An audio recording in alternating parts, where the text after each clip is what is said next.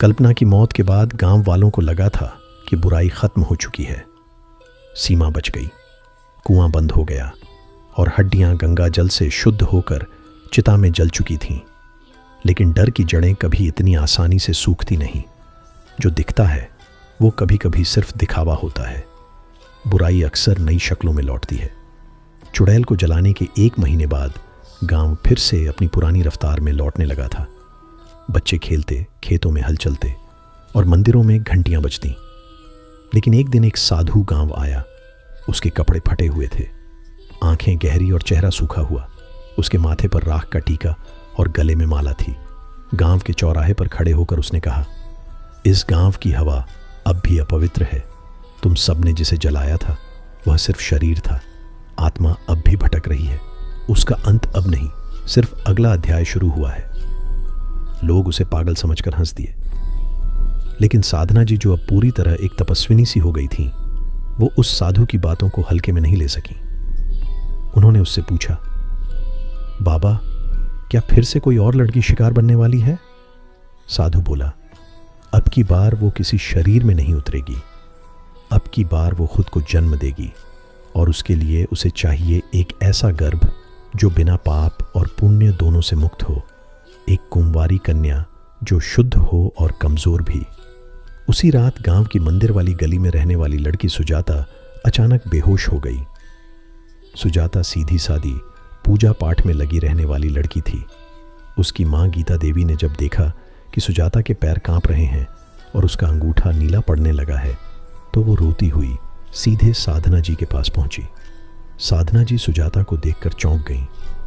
फिर से शुरू हो गया सब कुछ, उन्होंने कहा। इस बार चुड़ैल किसी शरीर में समा नहीं रही थी, बल्कि खुद एक जीवन रूप ले रही थी, एक भ्रूण की तरह। शारदा पुजारिन ने भी यह महसूस किया। जब वो गांव के पुराने शिव मंदिर में ध्यान कर रही थीं, तो एक काले नाग ने उन्हें 3 बार काटा, मगर वो मरी नहीं। उन्होंने समझ लिया कि तंत्र और आत्मा अब एक हो गए हैं। चुड़ैल अब सिर्फ आत्मा नहीं, एक तांत्रिक शक्ति बन गई है। साधना जी और शारदा ने गांव के बाहर एक पुराने तांत्रिक भैरवनाथ को बुलाया। भैरवनाथ ने आते ही कहा, अब किसी मंत्र से काम नहीं चलेगा। जब आत्मा शरीर धारण करने लगे तो उसके साथ युद्ध भी उसी तरह करना पड़ता है। अब ये युद्ध शरीर बनाम शरीर होगा। गांव के चारों नौजवान पवन, हरिया, बिजू और सोमेश फिर से तैयार हुए। लेकिन इस बार उनके साथ थी सीमा, जो अब पहले से अधिक मजबूत हो चुकी थी। चुड़ैल के अंधकार से लौट कर आई सीमा अब कमजोर नहीं थी। उसके अंदर आत्मिक शक्ति थी, जो उसे मिला था उस अनुभव से। सुजाता की हालत दिन ब दिन बिगड़ती जा रही थी। उसका शरीर कमजोर होता जा रहा था, लेकिन पेट धीरे धीरे फूलने लगा था, जैसे वो गर्भवती हो रही हो, जबकि वो अविवाहित थी और किसी भी संबंध से दूर। गांव की औरतें उसे डायन कहने लगीं। मर्द उसे देखकर डरने लगे। कोई उसे छूने को भी तैयार नहीं था। सिर्फ उसकी माँ और साधना जी ही उसके पास बैठतीं। एक रात जब शारदा ध्यान कर रही थी, उन्हें एक सपना आया। सपना नहीं, चेतावनी। उन्होंने देखा एक काला झरना, जिसके किनारे नीले फूल खिले थे, और वहां एक लड़की खड़ी थी जिसके दोनों नाखून नीले थे, और वो गा रही थी, मां बनूंगी लेकिन तुम्हारा सर्वनाश करूंगी। शारदा जागी तो पसीने से भीगी थीं। उन्होंने तुरंत घोषणा की, हमें उस काले झरने तक जाना होगा, वहीं उसका असली वास है। गांव से 3 कोस दूर एक काला झरना था, जिसे नरक कुंड कहा जाता था। वहां कभी कोई नहीं जाता था। कहा जाता था कि वहां पहले तांत्रिकों की साधना होती थी और वहां मरे हुए बच्चों की आत्माएं रहती थीं।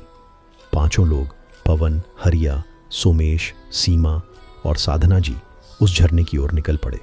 साथ में कुछ नींबू, लाल धागे, हनुमान चालीसा, गंगा जल और भैरवनाथ के तांत्रिक सूत्र थे। रास्ता घना और डरावना था। पेड़ झुके हुए थे, जैसे किसी डर से कांप रहे हों। झरने के पास पहुंचते ही एक अजीब सी गंध फैल गई, जैसे मांस जल रहा हो। सीमा ने कहा, कुछ है यहाँ, बहुत पुराना और बहुत क्रूर। भैरवनाथ ने मंत्र पढ़ना शुरू किया। तभी झरने से नीली रोशनी निकलने लगी। वो रोशनी एक आकृति में बदलने लगी, चुड़ैल की असली आत्मा। मगर इस बार वो और भयानक थी। उसके 3 चेहरे थे, 2 उल्टे और 1 सीधा। उसकी हंसी किसी कब्रिस्तान की घंटी जैसी थी। वो चीखी, तुमने मेरे शरीर को जलाया, लेकिन मैं अब खुद को जन्म देने वाली हूं। इस बार तुम किसी कल्पना को नहीं, खुद मौत को नहीं रोक पाओगे।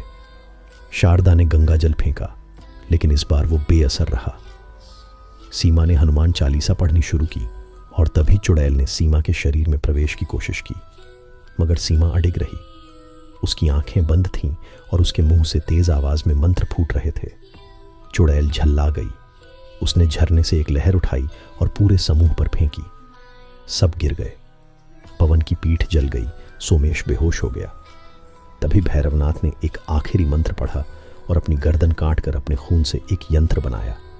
जैसे ही यंत्र बना, धरती कांपने लगी, झरना उबलने लगा और चुड़ैल की आत्मा कांपने लगी।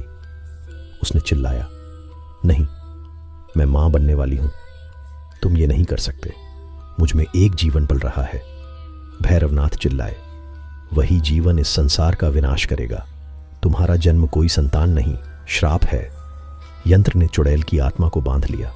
वो लहरों में चीखती रही, रोती रही और अंततः जलते हुए उस यंत्र में समा गई।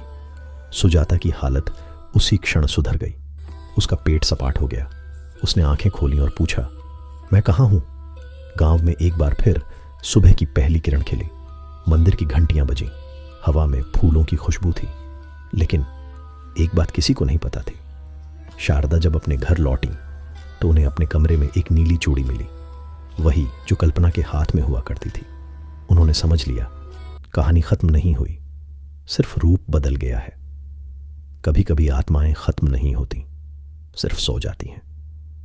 जब वक्त आता है वो फिर लौटती हैं, नए नाम से, नए शरीर में, लेकिन उसी पुराने इरादे से। क्या नीले नखून की आत्मा फिर लौटेगी? जानिए नीले नखून पार्ट 4 में।